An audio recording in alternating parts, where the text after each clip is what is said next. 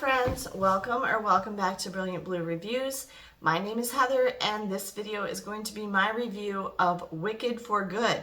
I just went to this movie, which we were highly anticipating since Wicked came out last Thanksgiving in 2024. We loved Wicked. We saw it 3 or 4 times, I think, in the theater.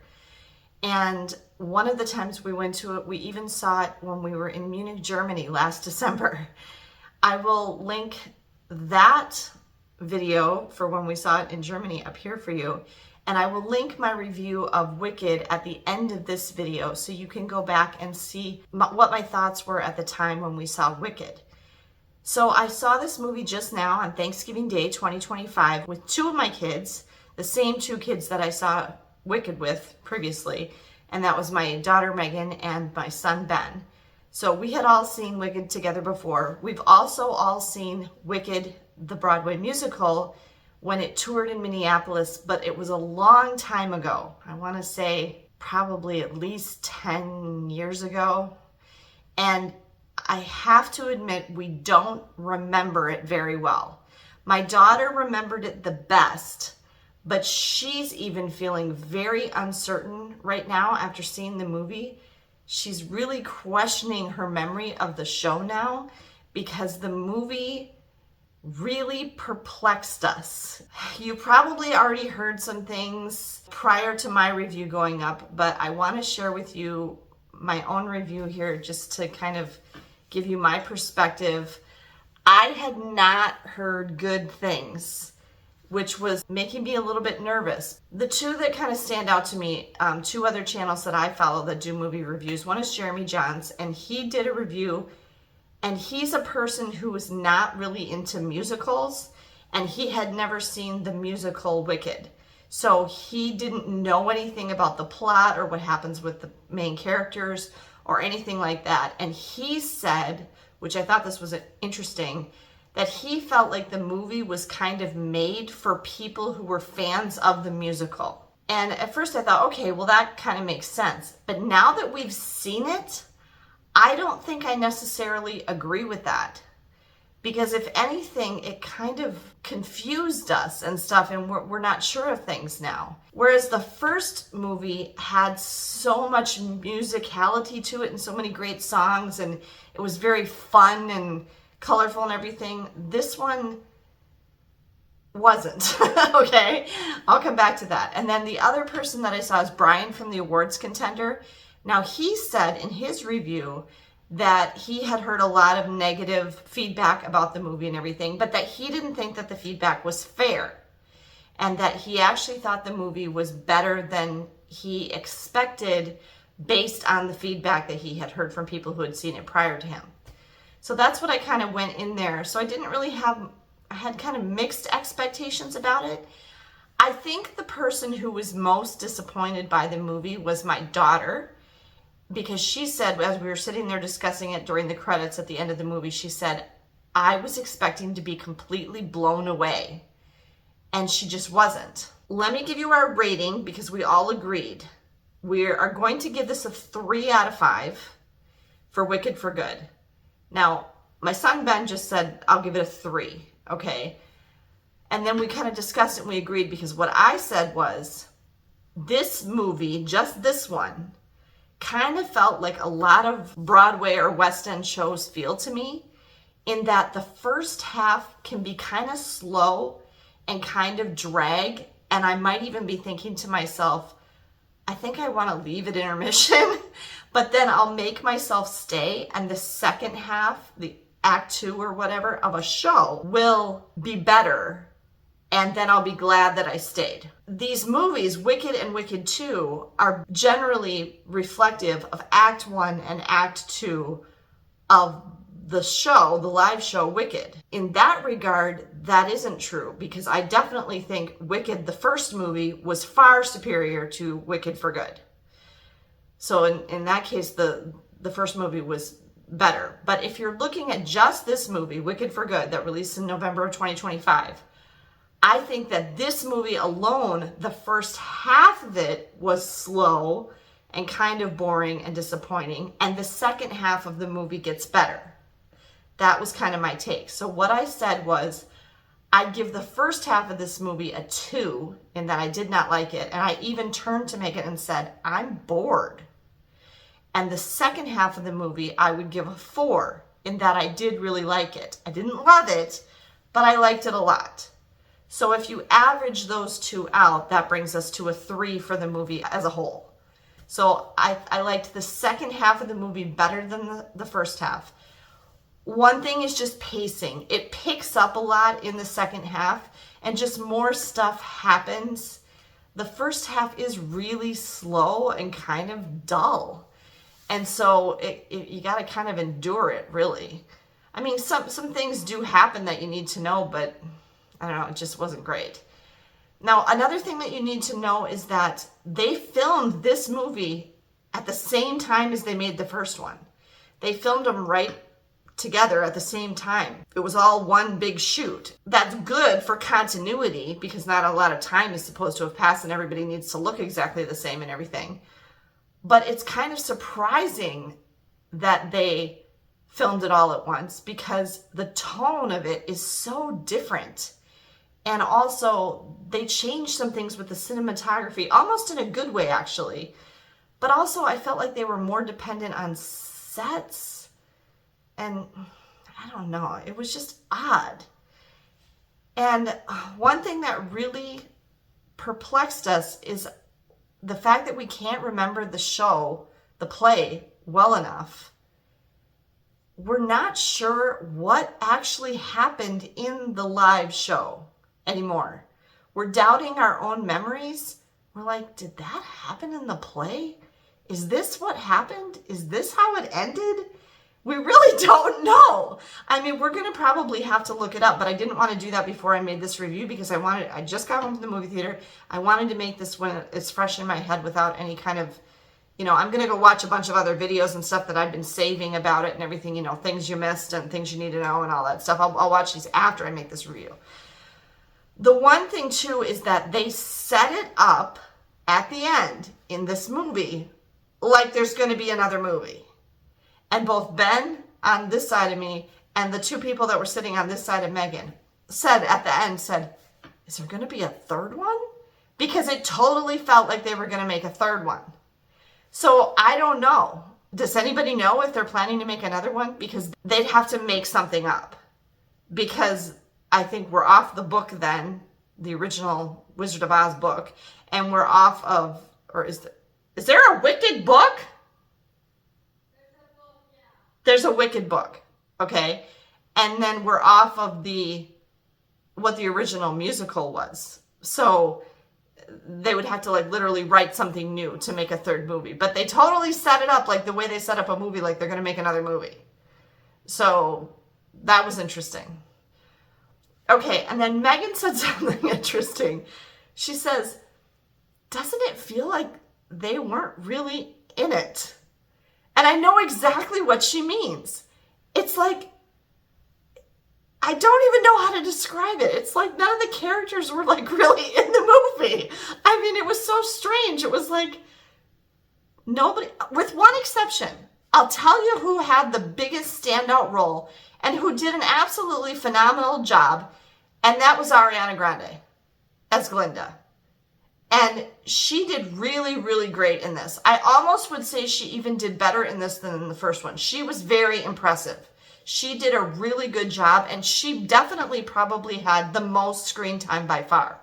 So if they nominate her for an Oscar again and they nominate her for Best Supporting Actress, I'm going to be ticked. Because I really think she should be Best Actress if she's going to get nominated for something because she had way more screen time than Cynthia Erivo in this one. I didn't like Cynthia Erivo in the first one. And Megan agrees with me. It's something about the quality of Cynthia Erivo.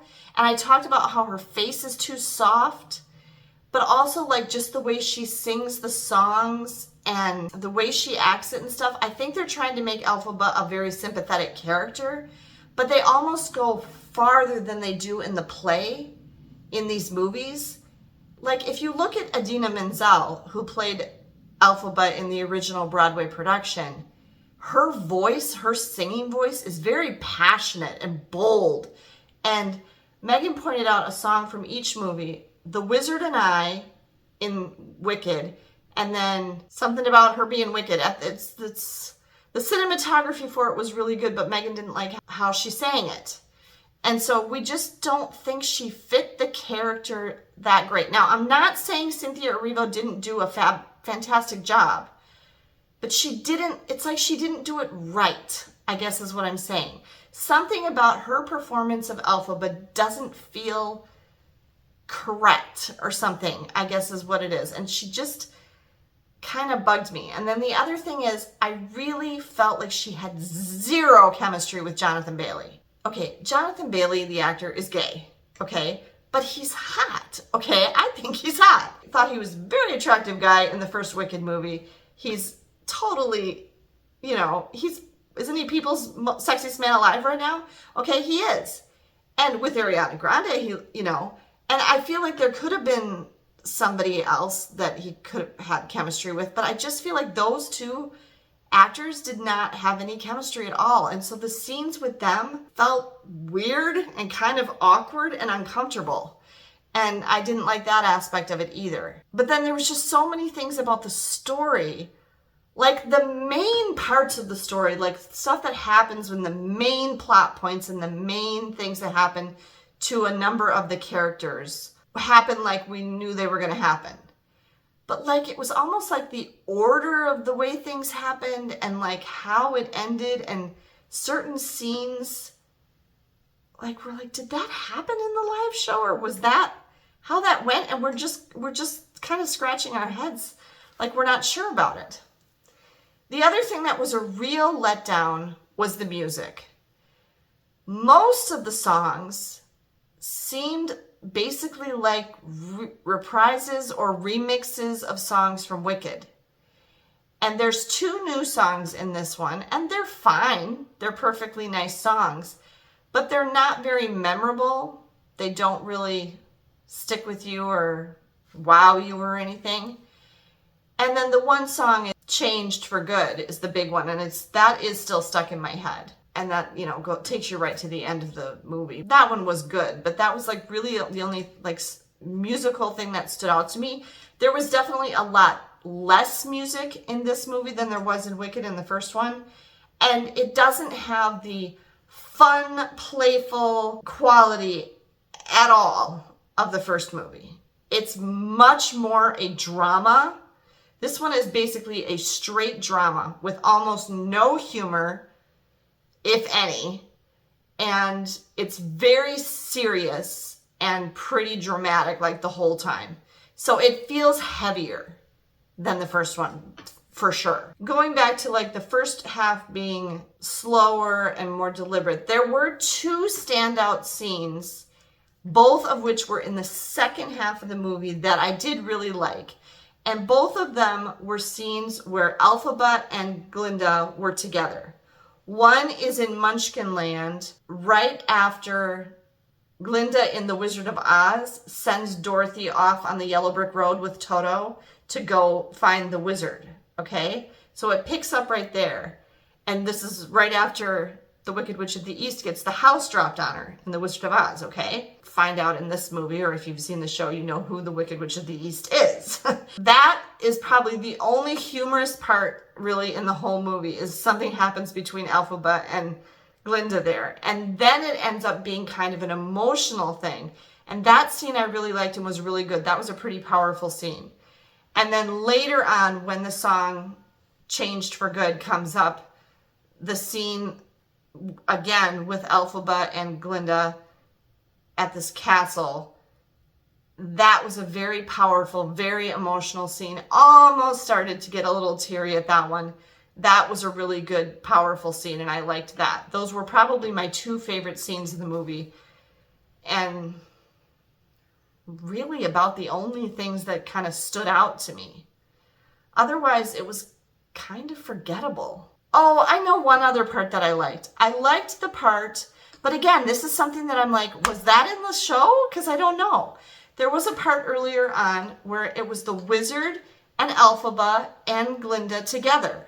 And that was kind of a light, fun part too. And I liked that part, that scene.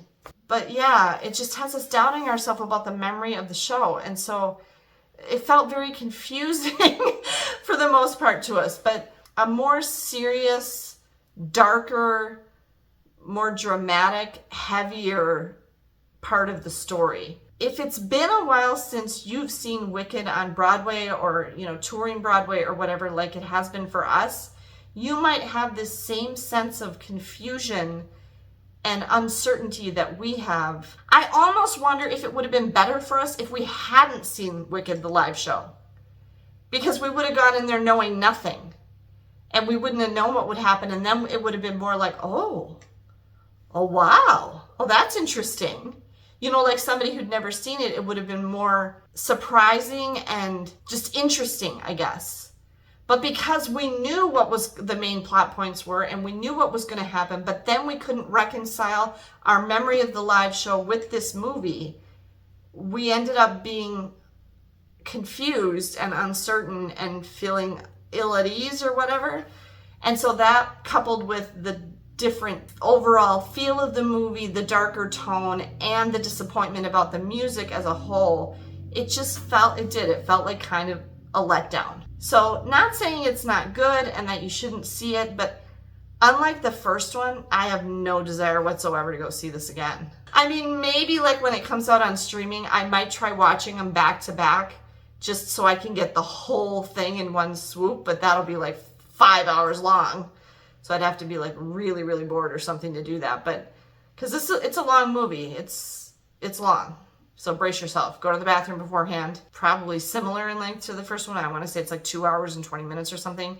So then when you tack on the trailers or the previews at the beginning, it's probably 2 hours and 45 minutes you're going to be in the theater at least. So be prepared for that. Again, don't recommend this one for little kids at all. Little kids will not sit through this at all. They will be bored, and at certain points they might even be scared. So I do not recommend you taking children to this movie. Adult fans of the story or the musical are the people who should go see it. Teens and up who saw the first one and really want to know what the second one's like, yes, you go see it, but don't take kids. They're not going to like it, and they're going to be really bored, and you're going to be miserable. It's too long. I don't even know what it's rated. It's probably rated PG-13. That's our review of Wicked for Good. We give it 3 out of 5. I mean, obviously, if you saw Wicked, you need to go see it so you know what happens and how it ends, but be prepared. You're probably not going to be super ecstatic and excited when you come out of this movie. It does not have the same feel as Wicked does at all. Thanks for watching this video. If you liked it or found it helpful or interesting, please be sure to give me a thumbs up and make sure you're subscribed to the channel so you don't miss any of my upcoming movie reviews. Have a great day, everyone, and I'll see you next time.